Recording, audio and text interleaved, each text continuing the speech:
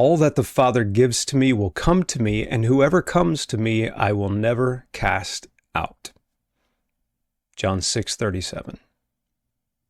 Welcome to Brilliant Fools. My name is Adam Green, and on this Foundation Friday, I want to explore the idea, not just the idea, but the truth that we are accepted in Christ. And more than just accepted, permanently and always secure in Him. There's nothing we can do that can separate us from Him. All that the Father gives to me will come to me, and whoever comes to me, I will never cast out. That's what Jesus has said. And we've come to Him as believers in Christ. We've said, yes, I accept what it is that you have done, your finished work on the cross, in death and raising again, conquering death and sin in life. I accept that. We come to Him and He will never cast us out. More than that, let's look at, or in addition to that, let's say, might be a better way to put that. Let's look at Ephesians chapter 1, verse 6.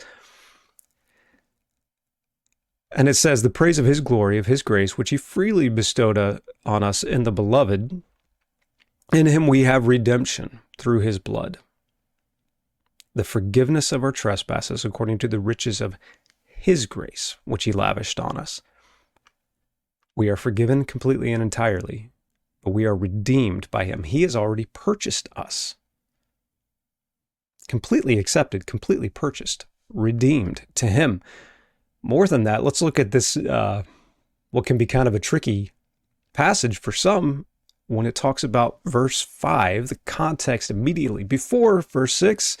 He predestined us to adoption as sons through Jesus Christ to Himself, according to the kind intention of His will.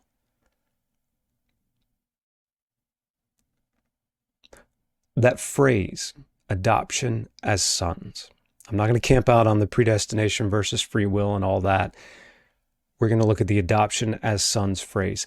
There was an adoption during that time, is my understanding. There were a few different adoptions during that time. So there was the type of adoption that we identify as if someone was an orphan, you could take them into your home and adopt them as part of your family. There was also an adoption of slaves.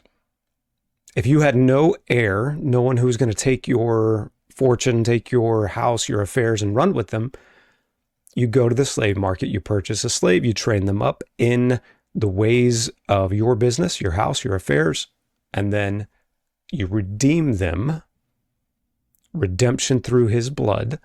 You redeem them, giving them essentially freedom, but saying, you are now my heir, adopted as my son. But I think this phrase means this third adoption. It was common during this time to not actually have your son be the heir of your throne until they proved themselves. Okay, so the heir of your throne, the heir of your affairs, the heir of your house, whatever it was. So until that time, they're born and then they live as slaves, as servants with the servants, learning all the different aspects of the business, working in all the different kind of aspects of the affairs of the house, until whatever day you appointed to say, have you learned enough? Do you know enough? If you do, then I adopt you as my son. What this is saying here is He predestined us to adoption as sons. In other words, when we believe in Christ, the adoption is secure. We don't have to prove anything. Christ has done all the work. It is finished.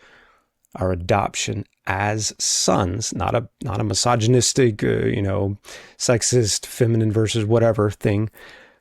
It means that we are heirs, guaranteed already. As soon as we're in the family, as soon as we're born again, we are heirs. We don't have anything left to prove. We are accepted.